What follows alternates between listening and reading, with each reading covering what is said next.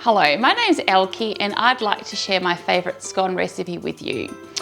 It's a great recipe that you can put together very quickly because we're only going to be using very basic ingredients that most people would have at home. Self-raising flour, icing sugar, baking powder, we also have cream, and that's about it actually. So we're going to put it together. So make sure you have for yourself those ingredients. Also, you'll need a nice sturdy mixing bowl, measuring cups, a measuring jug, a spatula or wooden spoon. Also, to measure the icing sugar, you'll need a metric tablespoon. Or if you don't have that, you can actually use just a regular tablespoon.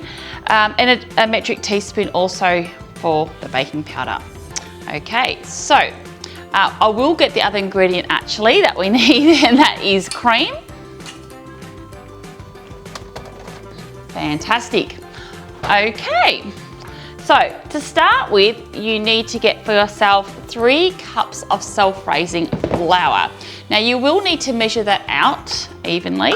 So start with your 1 cup measuring cup, and then we're going to just measure that out and place that flour into your bowl.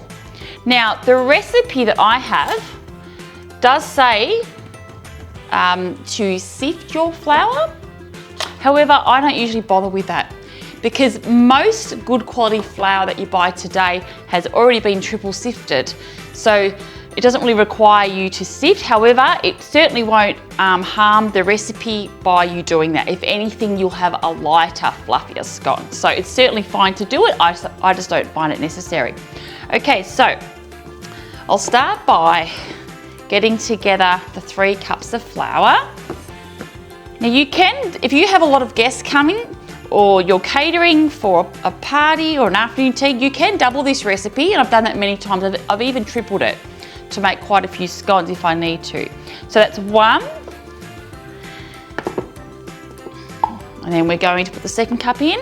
So I've got the little scoop here, and I'm just going to do that. And what I do is I use the bottom part of my scoop just to flatten it off to make sure I have a level cup.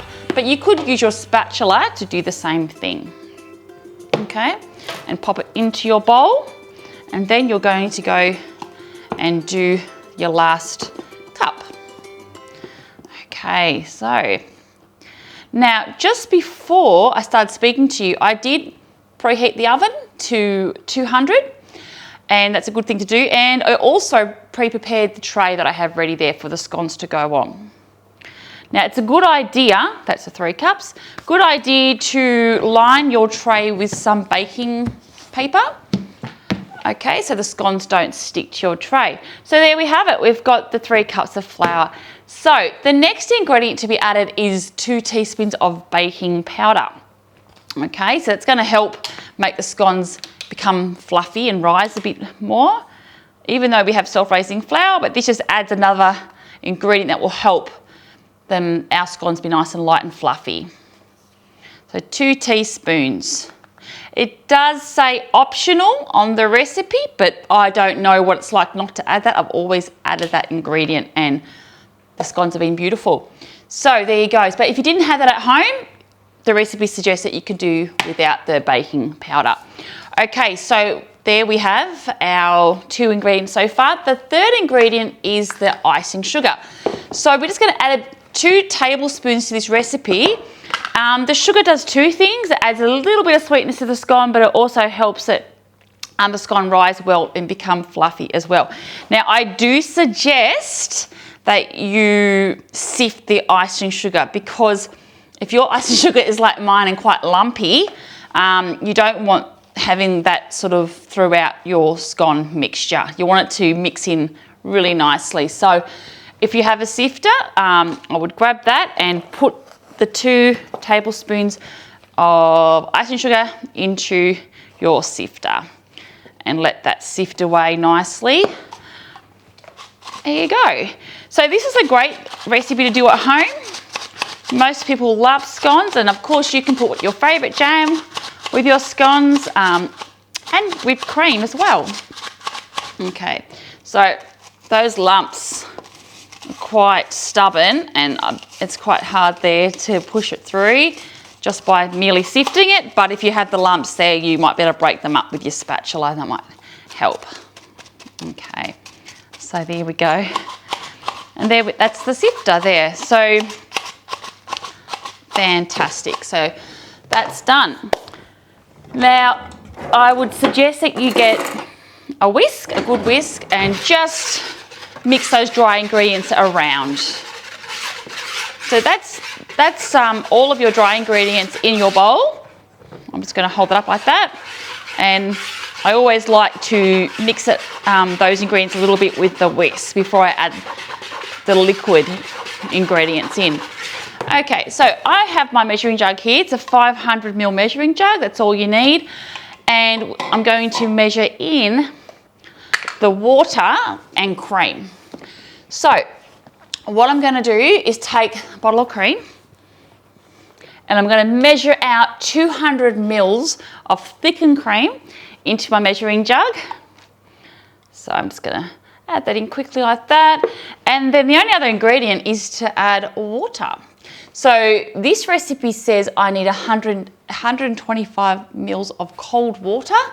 So I'm just going to check the bottom of my cup here.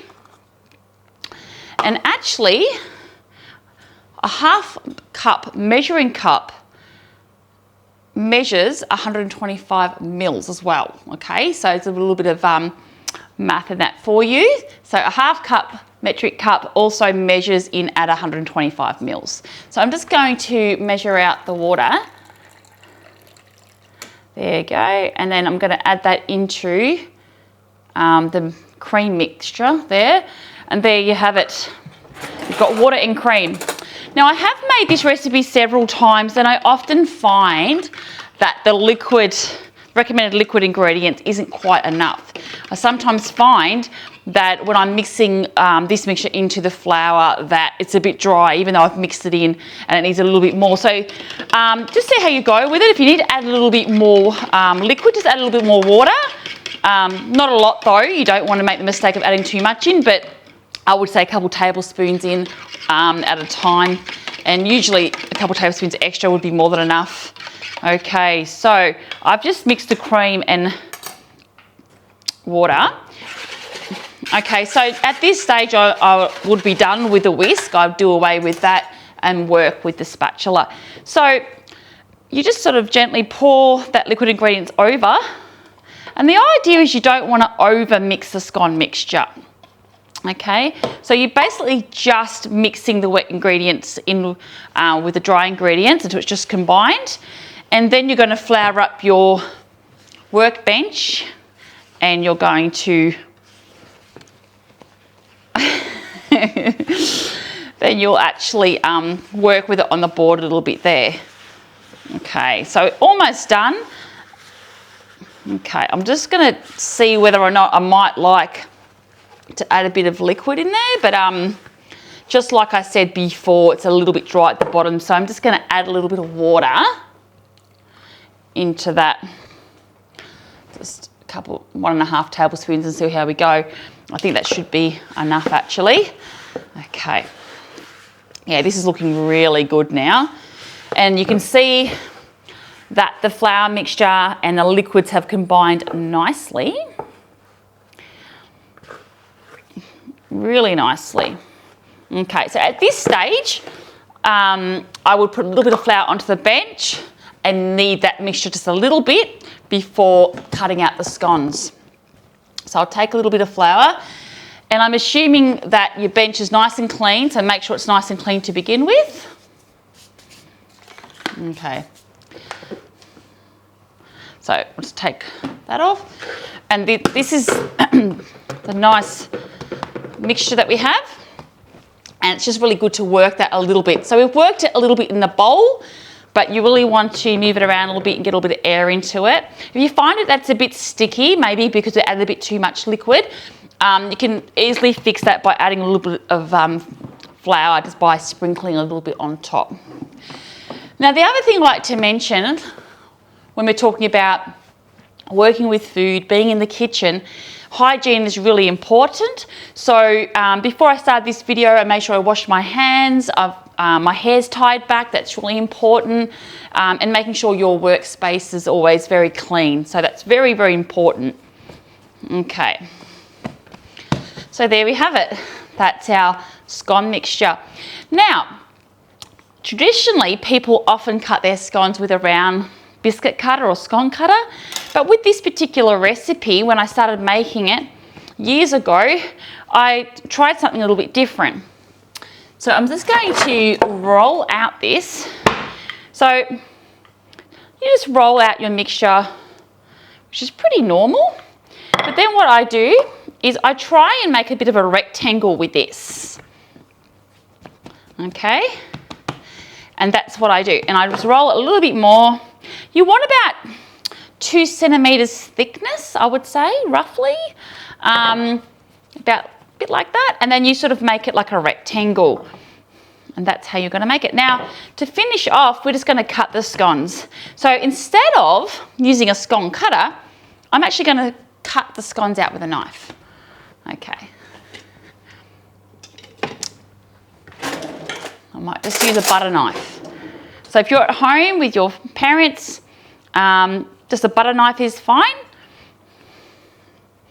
Okay, so what I would do is cut long ways, roughly two cuts like that. And then depending on what size scones you want, would depend on how many cuts that way. So just working across there. This is the fun part. And they take about 15 to 20 minutes to cook in the oven on 200, but you can just keep an eye on them. Depends on your oven. And there you have it. Now they're all slightly different sizes there because I was a bit hurried there, but of course you can take your time. And then they sort of come out a bit like a square really, depending on if they're on the corner. But you can just sort of mould them a little bit to how you like them. And I kind of like that they're all a little bit different actually. A bit more of a rustic approach and a look. So we'll come back to you in about 20 minutes when we've actually got these cooked and you'll be able to see how beautiful they are. And in the meantime, you can whip your cream and get your jam ready. See you in a few moments. Bye.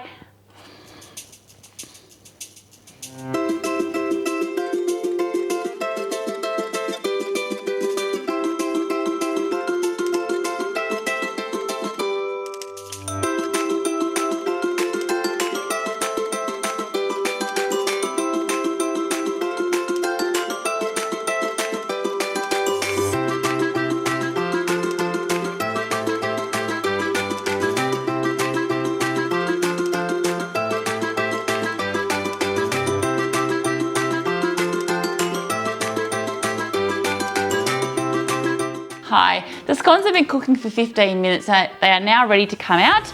As you can see, I have a nice thick towel to get the tray out because it will be very hot. An oven mitt would actually be even better. So just taking care, because when you open the door, it's going to be really hot, and carefully getting the tray out. And there you have our amazing and delicious scones ready. And they have risen beautifully. And we're just going to get some cream and jam together, and then we'll see you in a moment when we serve them. Bye. Okay. Now the scones are now ready, and this is my favourite part, of course, is when you get to eat a scone. And so I'm going to take one of these and cut it in half. And it's beautiful. You can see it's lovely and soft and fluffy. And then you put your favourite jam and cream. Now, just to mention why I love this recipe. The reason I absolutely love this recipe is that compared to a traditional scone recipe where you have butter and then you work the butter through the flour, this recipe uses cream and water instead of the butter, so it's a lot easier. So you would have noticed that I just mixed the liquid into the dry ingredients really quickly, so it's really practical, easy and quick to get going. It's also fail-proof, like there is no way that these scones don't ever turn out. I've never had a batch go wrong. So it's like a fail-proof recipe. and they taste great. So I'll just cut this one open. I'm gonna pop a little bit of jam on top. You have however much you like, and then a dollop of fresh cream. There you go. And I have my favorite hot drink here, which is a nice cup of tea. You might like to have a hot chocolate or a Milo. And now we're going to do the ultimate taste test. See how they are. Absolutely delicious. So go ahead and make your own.